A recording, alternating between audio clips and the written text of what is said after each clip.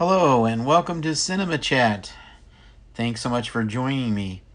I'm David Heath, and Cinema Chat is the podcast where we talk about the movies and the people that made them. And today's subject will be about the movie Manhattan Melodrama. Manhattan Melodrama was a film made and released in 1934, and it starred three powerhouses: Clark Gable, William Powell, and Myrna Loy. Clark Gable played Edward Blackie Gallagher, and William Powell played his best friend, Jim Wade. Blackie and Jim, first where the movie begins, is in 1904. And interestingly, one fact about this movie is that Mickey Rooney, a very young Mickey Rooney, plays the part of Blackie Gallagher as a young boy. So the movie starts in 1904 on a ship called the General Slocum, and it was in the East River in New York. And unfortunately, the ship catches fire and then eventually sinks in the East River. Many off the ship died, including the boys' parents. Unfortunately, Blackie and Jim were both orphaned on that day. Thus, they developed a huge bond because of the event.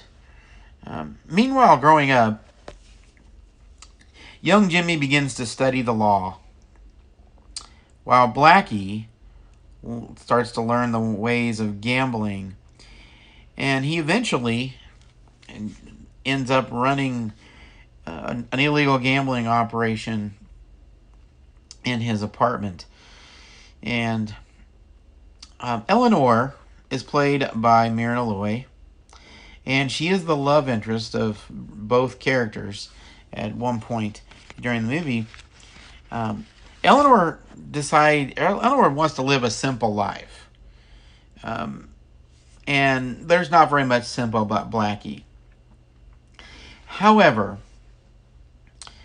Eleanor also likes caviar and expensive coats and yachts and expensive jewelry. Blackie gives those to her. Eleanor spends a little bit of time with Jimmy and realizes she wants to be a kept woman. When she tells Blackie this, he responds badly, very badly. Clark Gable said everything that he shouldn't have said during that argument, and Eleanor leaves him. By the way, Myrna Loy was very good as the lady caught in the love triangle. She had done it in other movies and does it again extremely well here in Manhattan Melodrama. But we fast forward to a scene with a man named Manny Arnold.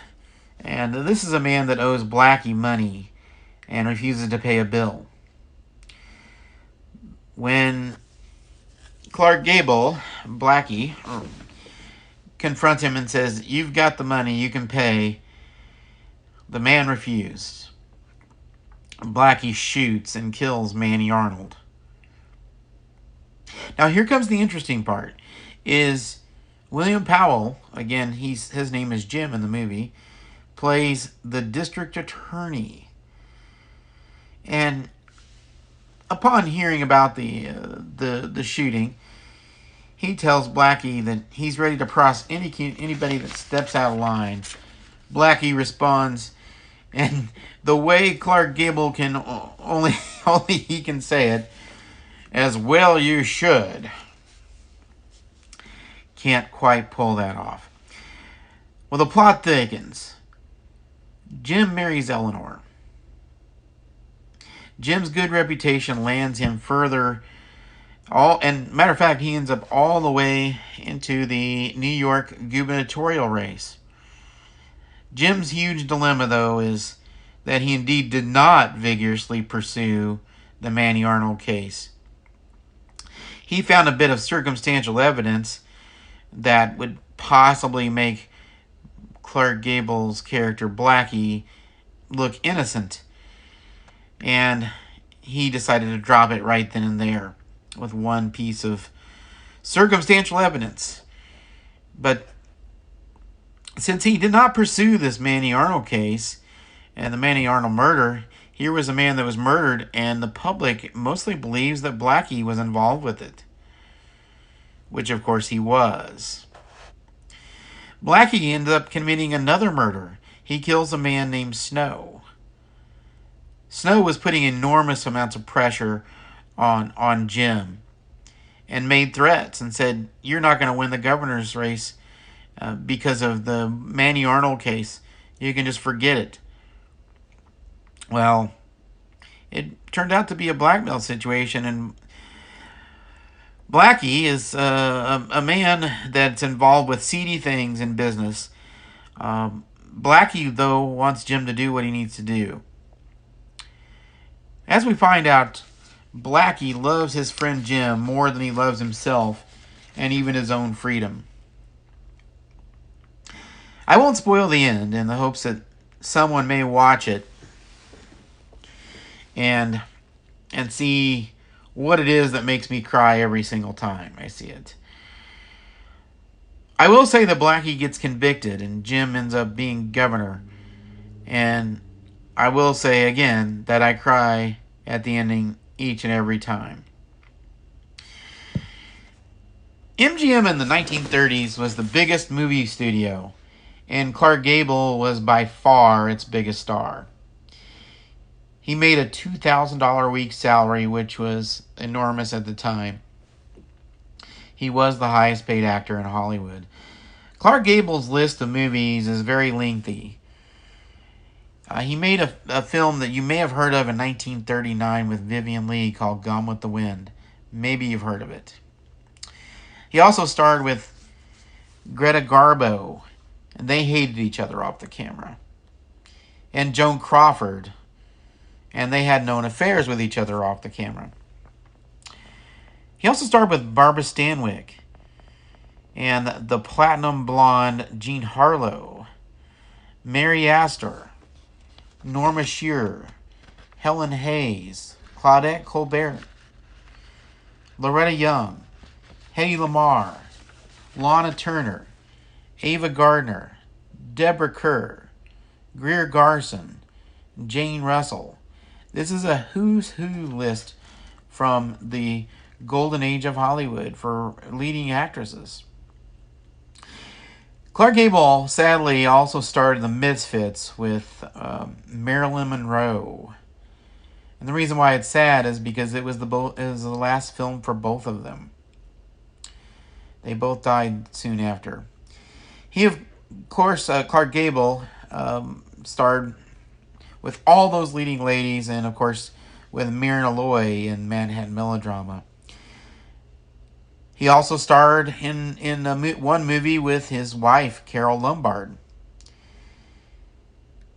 And the interesting thing about these is this gives us two segues. William Powell, our co-star, was once married to Carole Lombard himself.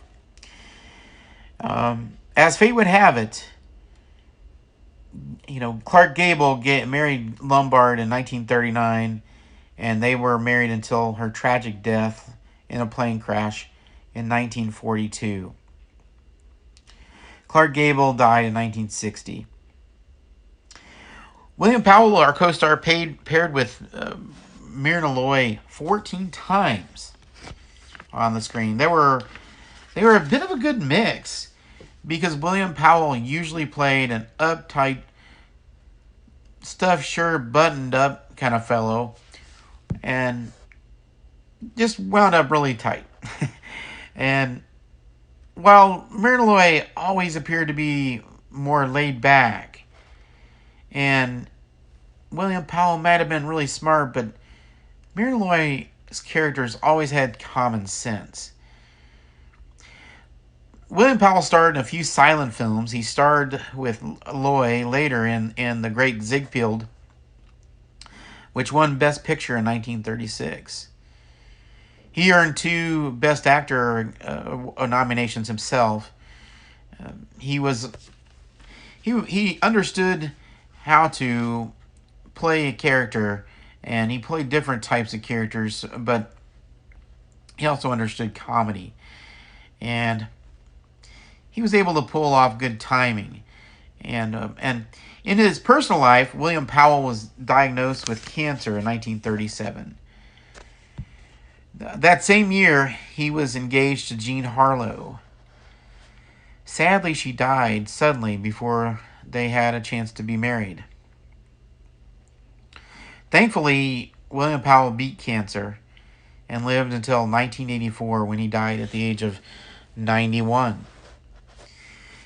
Myrna Loy appeared in 136 films dating back to the silent era.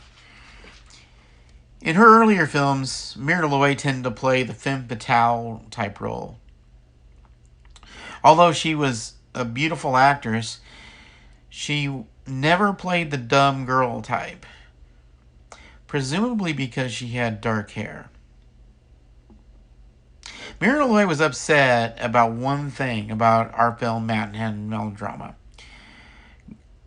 The famous gangster John Dillinger viewed the film, famously, at the Victory Gardens Theater in Chicago. Dillinger was gunned down upon leaving the theater. MGM sought to capitalize on this notoriety, and Myrna Loy was one person that voiced her opinion against this. And one thing you probably didn't want to do in the 1930s, if you worked for MGM, was to criticize MGM. But she did have the guts to do it. Our film Manhattan Melodrama was a big success at the box office, and it was with critics as well. This may not be looked at as Gable or Powell's best film, but or Myrna Loy's best film, but it's one of my favorites for sure.